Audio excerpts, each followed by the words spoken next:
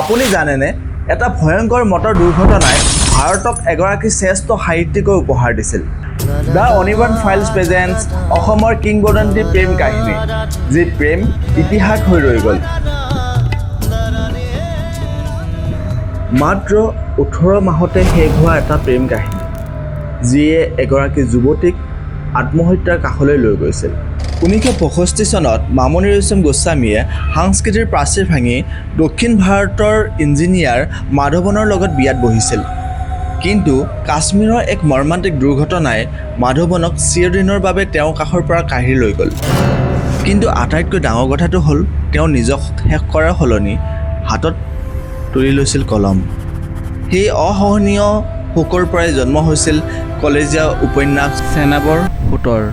আৰু এটা ভগা হৃদয়ে জন্ম দিলে এগৰাকী জ্ঞানপীঠ বঁটা বিজয়ী সাহিত্যিকৰ এই কাহিনীটো শুনি আপুনি কেনেকুৱা পালে আমাক কমেণ্টত জনাব আৰু দুখৰ পৰা সৃষ্টি হোৱা এনেকুৱা সঁচা শিহৰণকাৰী কাহিনীবোৰৰ বাবে এতিয়াই ছাবস্ক্ৰাইব কৰক দ্য অনিবাৰ্ণ ফাইলছ